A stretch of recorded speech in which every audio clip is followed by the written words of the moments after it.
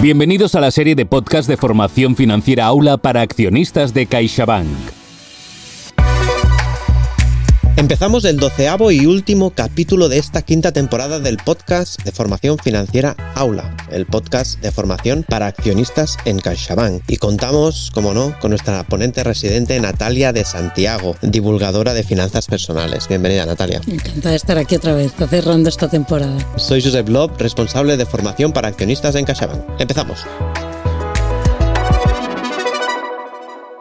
Podcast Formación Financiera Aula. Hoy, desinversión y gestión de mis inversiones durante la jubilación. Natalia, te he escuchado decir en más de una ocasión que el tema de la jubilación ha cambiado mucho y que tenemos que actualizar cómo afrontamos la jubilación en términos financieros. Efectivamente, es que empezando por la esperanza de vida al jubilarse, es que hace 30, 40 años la esperanza de vida al jubilarse eran 6, 7 años y ahora son 23 y subiendo, con lo cual ya solo por eso ya hay que adaptarlo. Pero es que luego además, por el cambio de la pirámide poblacional, pues también se prevé que la tasa de sustitución, eso que es qué porcentaje de tu sueldo antes de jubilarte va a representar tu pensión, también se prevé que va a cambiar bastante, que va a bajar, con lo cual no podemos utilizar las mismas estrategias que utilizaron nuestros padres y nuestros abuelos para gestionar su jubilación y hay que actualizarse, no queda más remedio. Vale, ¿y qué cosas han cambiado que debamos tener en cuenta? Bueno, pues para empezar, que como ahora pasamos jubilados más tiempo, etcétera, normalmente hay que complementar la pensión pública. Para mucha gente necesita complementarla con ahorro privado o ahorro de planes de pensiones empresariales, etcétera. Eso antes no era tan común y ahora es muchísimo más común. Y además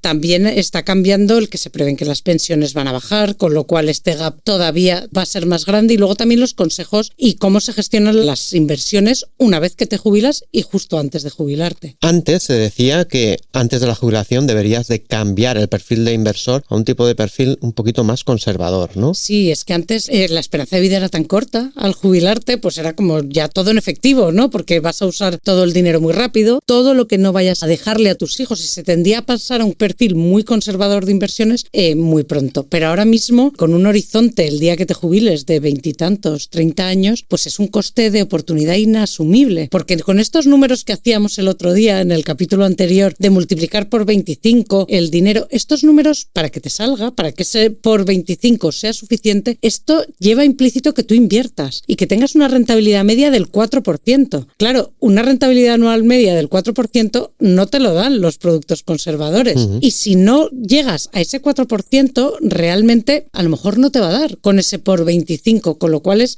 muy importante mantener una cartera de inversión más variada, con perfiles con distintos horizontes temporales, porque si no es una pérdida de oportunidad y necesitas más rentabilidad que la que te da puramente el efectivo o los productos más conservadores de inversión. Esto de tener una cartera más equilibrada, ¿qué significa exactamente? A ver, al final nosotros lo que tenemos que mirar es lo que yo le llamo la pirámide, pero bueno, esto me lo he inventado yo, cada uno, porque yo me la imagino así. Tú tienes tu patrimonio, ¿no? Todo lo que tú tienes, tu casa, tu plan de pensiones, tus inversiones, tus cuentas, y los organizas de abajo a arriba, de menos líquido a más líquido, ¿no? O sea, dices, venga, pues mi casa, cero líquida, porque quiero vivir en ella. Mi plan de pensiones, bueno, se empieza a hacer líquido cuando te jubilas porque puedes empezar a rescatar. Tus inversiones, las que son líquidas, como decíamos, que esto lo hemos explicado en otros capítulos también, que tú puedes sacar unas acciones o un fondo de inversión en cualquier momento, pero si es un fondo de inversión con mucha bolsa, que es volátil, eso es liquidez media, porque si te pilla en un momento bajo, sacarías con pérdidas. Y luego arriba pones los más líquidos, las cuentas de efectivo, los depósitos, las cuentas de ahorro, etcétera. Y lo importante es que te calcules el total de cuántos son mis activos líquidos, cuánto tengo, el total de cuántos son mis activos medio líquidos y el total de cuántos son mis activos fijos. Y lo importante es mantener una proporción saludable, porque el momento en que te jubilas, tus gastos los tienes bastante acotados, ya te conoces bien, ¿no? Ya tienes unos años y sabes bien más o menos lo que gastas. El problema en la jubilación es que pueden venir los problemas muy rápido, y los problemas me refiero pues a enfermedades graves, crónicas, a situaciones de dependencia, y de repente puedes tener que afrontar una necesidad de dinero que no puedes prever porque tú no sabes si te va a pasar o no te va a pasar, y si te pasa, cuándo te va a pasar, pero que de repente cambian tus gastos de un día para otro radicalmente, ¿no? Pues porque de repente necesites una persona que te asista, eso es muy caro, o una residencia, lo que sea. Entonces es importante que la parte líquida sea más alta, efectivamente, más alta que la de la gente más joven, porque puedes tener necesidades de liquidez que no son fáciles de prever, pero tampoco todo, porque la parte líquida no te está dando liquidez. Entonces digamos que si a una persona joven o en edad de trabajar, por decirlo de alguna manera, la parte líquida no debería debería ser más de un año de ingresos netos, a lo mejor en una persona ya después de la jubilación queremos tener 2 o 3 años, ¿no? Tener un colchón más grande por si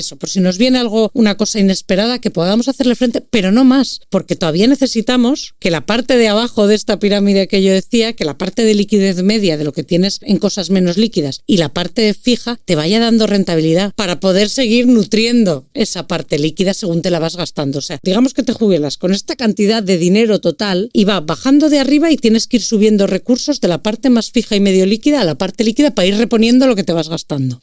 Es un proceso muy de ir traspasando inversiones, no necesariamente deshacerlas todas de golpe como se hacía antes prácticamente, sino de ir controlando y decir, vale, se me está quedando la parte líquida vacía, tengo que deshacer algunas inversiones de la parte medio líquida. Como la medio líquida se me está quedando vacía, a lo mejor tengo que pasar algunas fijas a otro tipo. O sea que es una gestión muy activa de lo que es nuestro patrimonio. La teoría la tengo clara, pero a ver, ¿cómo podemos organizar esto? ¿Qué productos son los adecuados? A ver, pues esta es una pregunta muy buena, porque una cosa que es fundamental a partir de la jubilación es la fiscalidad. ¿Por qué? Porque empezamos a deshacer las inversiones, aunque sea poco a poco. Entonces ahí es cuando empezamos, a lo mejor hemos invertido el dinero mucho tiempo, cuando empezamos a sacar es cuando empezamos a pagar esos impuestos de todas las plusvalías que a lo mejor hemos acumulado durante muchísimos años. Entonces la fiscalidad es muy importante y, por ejemplo, un plan de pensiones no lo puedes rescatar de golpe, o no deberías, porque te pueden crujir los impuestos, como hablamos, de esto hablamos en otro capítulo también, o sea que pueden ir a revisarlo. Entonces hay que tenerlo bien en cuenta para decir, oye, es que la parte del plan de pensiones la debería sacar poco a poco, ir traspasándolo. Y aquí es cuando el concepto de traspaso es muy útil, porque tanto los planes de pensiones como los fondos de inversión ya hablamos que te permiten traspasar de uno a otro sin tributar por el camino, con lo cual este camino desde la parte fija a la media y a la líquida lo puedes hacer a través de distintos o bien planes de pensiones o fondos de inversión hasta llegar al rescate último, que es cuando lo transformas en efectivo realmente, y hacerlo de la manera más escalonada posible, teniendo muy en cuenta la fiscalidad para que nos cobren los menos impuestos posibles, que la forma en que rescates, si lo haces organizado y planificado y sacas poco a poco y vas haciendo estos movimientos hacia arriba escalonadamente, tu fiscalidad va a ser mucho más ventajosa en principio. Sí, la fiscalidad yo creo que es muy importante, pero entonces iría traspasando de uno a otro, modificando el perfil de mi cartera. Lo que tú puedes hacer, la gente que tenga una inversión, como quien dice, oye, es que yo tengo todos mis ahorros de la jubilación, los tengo en este plan de pensiones o en este fondo de inversión. Ahí lo que podrías ir haciendo, en lugar de tener distintos escalones, es tener toda la parte media en un solo fondo, pero que a lo mejor cuando te jubilas lo tenías en un perfil de riesgo, que de estos también hablamos, elevado, y lo que vas haciendo es ir bajando ese perfil de riesgo para que vaya variando la composición de tu cartera. Otra forma que igual es incluso más fácil es tener un fondo de un perfil de riesgo más alto, otro de un perfil de riesgo medio y otro tipo monetario de perfil de riesgo corto, ir traspasando de uno a otro. Como no tributas ni tiene costes los traspasos, puedes hacerlo casi que en automático. Decir, oye, es que cada mes pasan 1.500 o 1.000 o 500 euros de aquí a aquí y de aquí a aquí y de aquí a mi cuenta. Y esta forma de hacerlo escalonada tiene también un poco las mismas ventajas que tenía lo de ir invirtiendo poco a poco. Y es que te evitas oye, saco ahora esto que tenía en bolsa, que ahora está alto, ahora está bajo.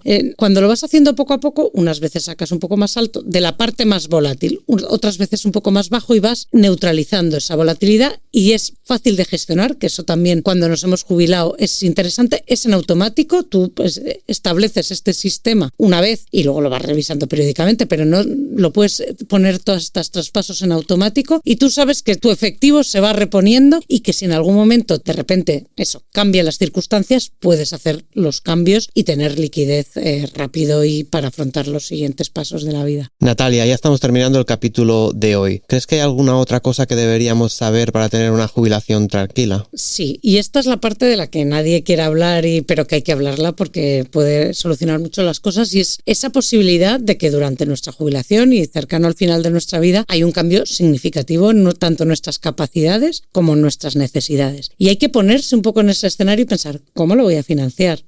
¿Tengo suficiente para sacarlo todo en ese momento y hacerle frente con lo que tenía? ¿Voy a tener que tirar de mi casa vía una hipoteca inversa o algo así o no? Entonces eso hay que preverlo. Hay seguros de dependencia, es una cosa todavía incipiente, pero ya están saliendo más, de los que se pueden contratar para, si llega el caso, pues que nos ayuden a cubrir, porque las residencias, la personal de asistencia, hay enfermedades enfermedades y enfermedades crónicas tipo demencias, etcétera, que pueden llegar a ser muy, muy caras. Y esto hay que preverlo para saber, para tener un poco, y también hay que comunicarlo a la familia y decir, oye, es que a mí llegado este caso me gustaría que lo afrontáramos así o de esta otra manera, y no solo comunicarlo, hay que dar con tiempo los poderes suficientes para hacerlo también, que eso a veces llegamos muy tarde y luego se encuentran las familias que no tienen poder para actuar en nombre de esta persona, que a lo mejor ya no está capacitada, y luego es un proceso mucho más largo que si antes, un día, mejor cuando estamos muy bien de salud y todo es muy remoto, lo hablamos, lo dejamos por escrito, podemos hacer un testamento vital de a mí me gustaría que estas cosas se gestionaran así, y les damos a las personas que elijamos los poderes necesarios para poder actuar en nuestro nombre y disponer de nuestros recursos. Eso facilita luego muchísimo las cosas a la familia y ahorra muchísimos disgustos. Entonces, bueno, es una cosa que no es agradable de pensar, pero que si la pensamos nos va a facilitar mucho la vida en el futuro. Muy interesante, Natalia. Y a ver, resumiendo, en un minuto el capítulo de hoy, a ver si eres capaz. A ver, en la parte de la desinversión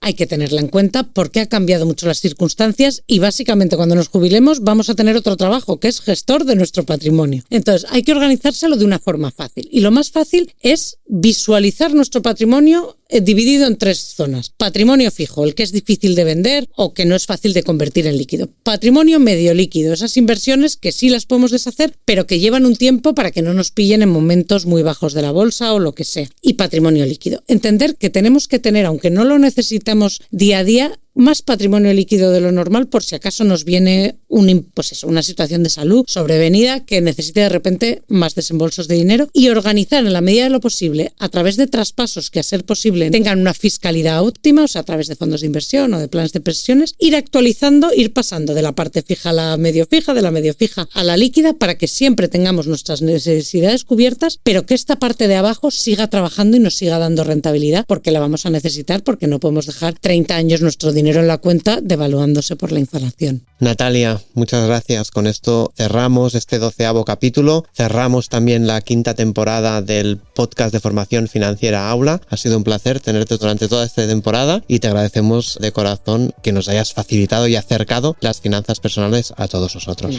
El placer ha sido mío, un auténtico placer, y bueno, estos son temas que hay que tenerlos en la cabeza y luego cuando nos pique el gusanillo pues investigar más, porque son cosas importantes y está fenomenal que haya estas iniciativas que nos traigan esta educación y nos la pongan más al alcance de todo el mundo. Muchas gracias y hasta aquí el 12º capítulo y la 5ª temporada. Un saludo. Recordad que podéis seguirnos a través de las principales plataformas como Spotify, iVoox y Apple Podcast.